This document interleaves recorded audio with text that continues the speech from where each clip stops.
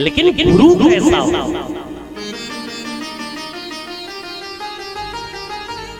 गुरु के एक एक अंग का वर्णन किया गया है, जिससे अपने दुख और सुख कह सके आप, जिससे अपने दिल की बात कह सके। कोई ऐसा विद्वान हो, गुरु कभी किसी को भावनाओं में बह करके उसे अपना गुरु मत बनाना ना। गुरु कभी किसी के चमत्कार को देख करके उसको गुरु मत बनाना। हमारे यहाँ तो देसी कहावत कही जाती है, पानी पिए छान के और गुरु करे जान।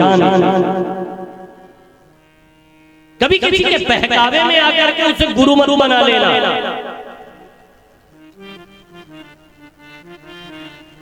गुरु ऐसा हो जो हमें अंधकार से प्रकाश की ओर ले जाए। गुकार स्वंधकारस्या रुकार स्वनिरोधकम अंधकार निरोधकम गुरु नित्य विधीयते।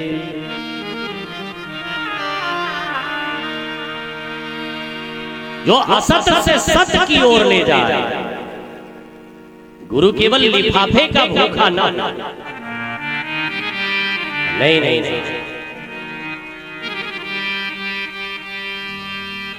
और एक बार यदि गुरु की शरण में शरणागति आ गई, नोट कर लेना था, दुनिया में कोई भी रूठ जाए, भगवान बचाते। भगवान भी रूठ जाए, गुरु बचाता।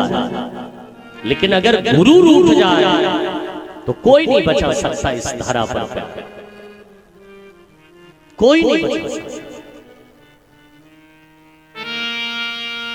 और एक बड़ी विचित्र बात, अब आइए दूसरे पहलू पर चिंतन कीजिए। कुछ लोगों की ऐसी मानसिकता है, कुछ ऐसे कहा करते हैं गुरु तो भगवान से भी बढ़कर है। कल हम लोग बैठे थे शाम को, तो कोई कह रहा था गुरु भगवान से भी बड़ा है। अरे पागल, गुरु गुरु है, भगवान अलग सत्ता है। गुरु भगवान को पाने की एक सीढ़ी है, न कि भगवान। एक बड़ा प्रसिद्ध दोहा है कि गुरु गोविंद दो खड़े काके लागो पाए, बलिहारी गुरुदेव की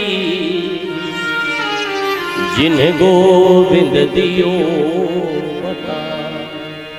गुरु गोविंद दो खड़े काके लागो पाए, बलिहारी गुरुदेव की जो गोविंद दियो बता।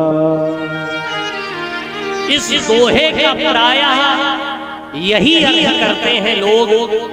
एक बार गुरु और भगवान दोनों खड़े थे, शिष्य चक्कर में पड़ा किसको प्रणाम करें, तो दौड़ करके गुरु को प्रणाम करने लगा कि धन्य है गुरु जी आप जिन्होंने भगवान से मिला दिया। गलत गलत। इस दोहे का एक बड़ा विचित्र अर्थ है। एक संत ने क्या अद्भुत व्याख्या किया इसकी। एक बार एक तरफ गुरु खड़े थे, एक तरफ भगवान खड़े थे।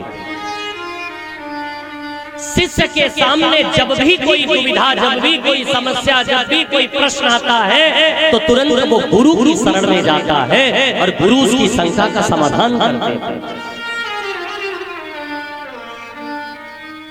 आज बड़ी विचित्र स्थिति खड़ी हुई। एक तरफ गुरु खड़े थे, एक तरफ भगवान खड़े थे। शिष्य बीच में खड़ा विचार कर रहा था कि मैं किसको प्रणाम करूं।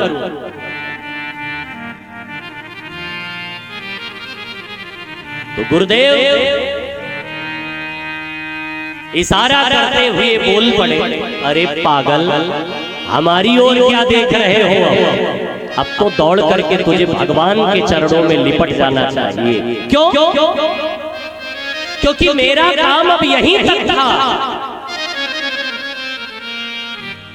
तो शिष्य ने कहा, बलिहारी गुरुदेव की जिन गोविंद दियो बता। अब इधर मत आइए, अब उधर दौड़ करके जाइए।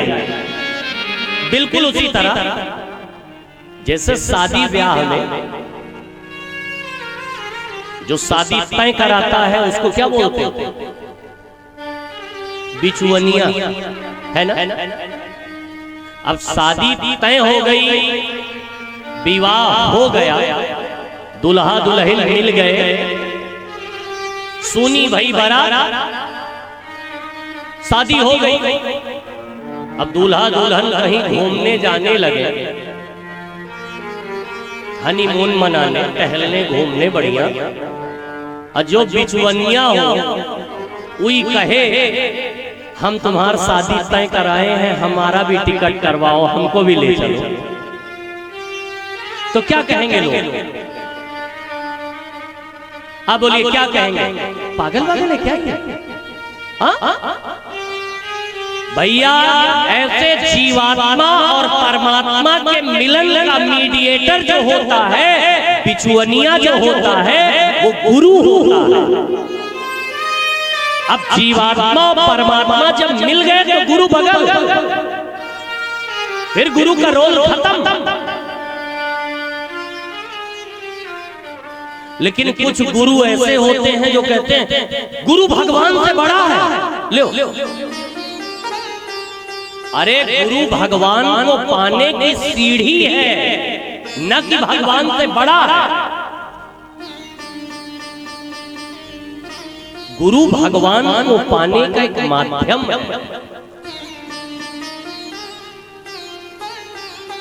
एक बड़ा प्रसिद्ध श्लोक है, अर्थ बड़ा गहरा है इसका। गुरुर्ब्रह्मा गुरुर्विष्णु गुरुर्देवो महेश्वरः गुरुः साक्षात् परब्रह्म तस्मै श्री गुरुवे नमः। अब अगर केवल इसी श्लोक पे मैं बोलूं तो 4 घंटे कम पड़ जाएगा। केवल इस श्लोक पर गुरु ब्रह्मा कैसे है, गुरु विष्णु कैसे है, गुरु शिव कैसे है, और इतना ही नहीं गुरु परब्रह्म है।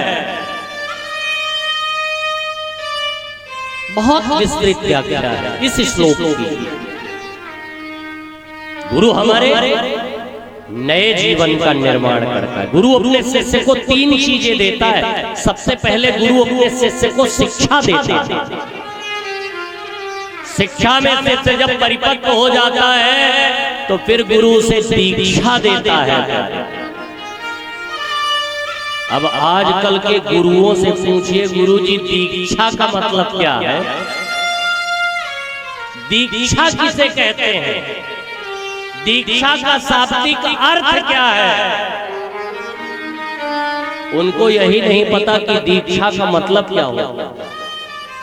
आज जाना अपने अपने गुरुओं से पूछना, गुरुजी दीक्षा का मतलब क्या होता है? केवल चद्दर ढक करके कान फूंकना? अच्छा, आजकल तो और अच्छा हाईटेक बिजनेस चल रहा है। माइक लगा करके 10, 20, 50, 100, 200, 500 लोगों को बैठा करके दीक्षा दे रहे हैं ना। गोपनीयम गोपनीयम गोपनीयम प्रयत्नतः, गोपनीय से गोपनीय ढंग से,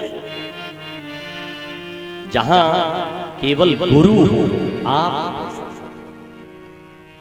गुरु दीक्षा का विधान है, कब कब लेनी चाहिए गुरु दीक्षा, कहां कहां लेनी चाहिए गुरु दीक्षा, गुरु होना कैसे चाहिए। गुरु के एक एक अंग का वर्णन किया गया है, यहां तक कि गुरु के नख का वर्णन किया। नख कैसा होना चाहिए? रामचरितमानस में तो तुलसीदास जी ने स्पष्ट लिखा कि त्रि गुरु पद नख मणिगण ज्योति सुमिरत दिव्य दृष्टि हो श्री गुरु पद नख मणिगण ज्योति सुमिरत दिव्य दृष्टि हो। गुरु के एक एक अंग का वर्णन किया। गुरु साधारण विषय नहीं है साहब, गुरु दीक्षा साधारण नहीं है। लेकिन नोट कर लेना, जिसके जीवन में गुरु नहीं उसका जीवन शुरू नहीं। मैं तो कहता हूं भैया, जीवन में गुरु की आवश्यकता युवानी में होनी चाहिए। गुरु यदि बनाइए तो युवावस्था में बनाइए, क्योंकि पानी को खेत में देखने की जरूरत तभी होती है जब वो चढ़ाव की ओर होता है। और अगर आपकी युवानी थम गई तो फिर बुढ़ापे को संभालने की आवश्यकता नहीं है। लेकिन जब मुख से सारे दांत गिर जाते हैं और जब कहना हो राम राम तो निकलता है लाम लाम। अच्छा, कृष्ण कहने के लिए फिर भी दांत जरूरी है। अगर दांत नहीं होगा तो आप कृष्ण कहना भी चाहोगे, दांत नहीं है तो खिस से खिस हवा निकल जाएगी, कृष्ण कह ही नहीं पाओगे। दांत उसके लिए और जरूरी, क्योंकि कृष्ण का नाम भी बड़ा टेढ़ा है। जैसे लीला टेढ़ी वैसे नाम टेढ़ा है। तो कृष्ण के लिए तो दांत होना बहुत जरूरी, वरना ऐसे कृष्ण कहना चाहोगे खिस से हवा निकल जाएगी, कहीं नहीं पाओगे। कहना चाहोगे राम राम निकले राम राम राम राम। युवा युवानी में